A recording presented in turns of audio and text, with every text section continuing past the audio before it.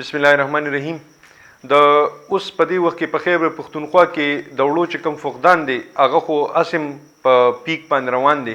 او خلکا وړو پسې عمداسې در په در خورې په سر ګرځي. خو په دې دوران کې چې کوم د سرکاري وړو کوټه ده او دغه سرکاري وړو چې کوم ځای کې ملاویږي اکثر له به تاسو کتلي ویږي چې هغې کې سحر وختي نه د مونځ نه پس اکثر له خلک په قطار کې ناست دي او هغه وړه هغه ځای نه اخلي. خو د هغه وړو معیار چې کوم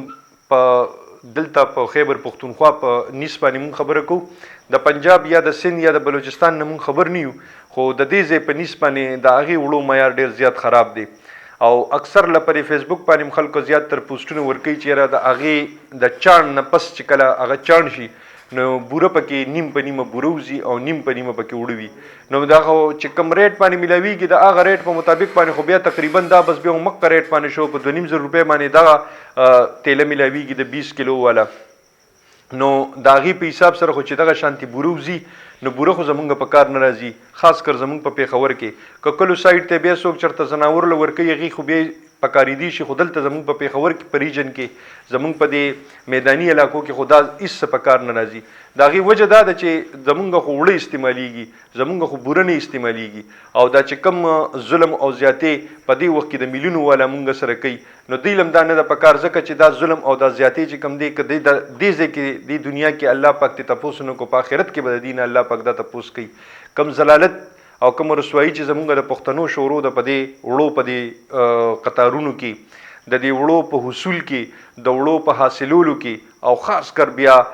زه به دې طرف ته بیا اشاره کوم چې کلم د مسلم لیگ نون والا حاوی حکومت راغلی دی، که هغه په پنجاب کې راغلی وي او که هغه بیا په مرکز کې راغلی وي، اکثر له کې پی کې والا خلک د وړو په قطار کې ولاړي. دا زمونږ بدقسمتي او بدنصیبي ده. والله عالم چې دا مونږ نه څه بدل اخلي هغوی او که نه مونږ رسوا کوي، مونږ ذلیله کوي په دې طریقې باندې. دې نه زه نه یم خبر، نه زه په هغوی باندې بدزن یم، نه په هغوی باندې داسې څه غلط ګمان کوم، خو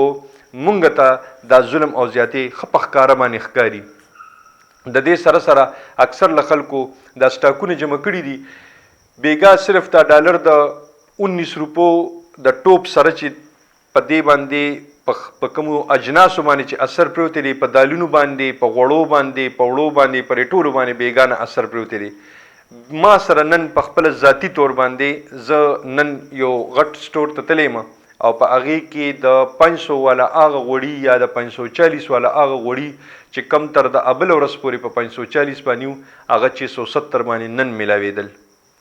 او زما په مخامخ باندې هغه سټیکرې لرې کولې او نوې سټیکرې پې لګولې. دقې ته ذخیر اندوزي وي او د دې په باره کې اسلام منع کړې ده. که مونږ نور څه ریلیف نشو ورکولی نو چې په زوړ قیمت کې مونږ کوم څیز اغوستی دی کم از کم چې په هغه زوړ قیمت خو یې ورکو، دې مسلمانانو له مونږ څه ریلیف ورکو.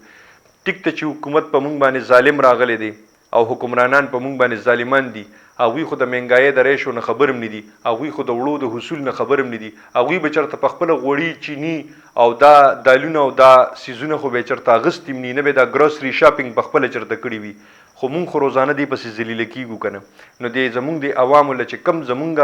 دا تاجران دي دوی له پکار دی، دوی له دا سوچ پکار دی چې دا کم سیزونه دوی په مونږ باندې ګران خرڅوي د دې خو به د دې نه الله پاک تپوس کوي او الله پاک په دې دنیا کې مباسي د بیمارۍ په صورت کې د کور والا، د بچو، د ماشومانو، د رونو، د خویندې د خپل بدن په حیثیت کې به ته خدای پاک په حق بیمارانو باندې وباسي. نو دې ته لږ سوچ پکار دی. خوشحاله او بریالي اوسئ. الله په امان.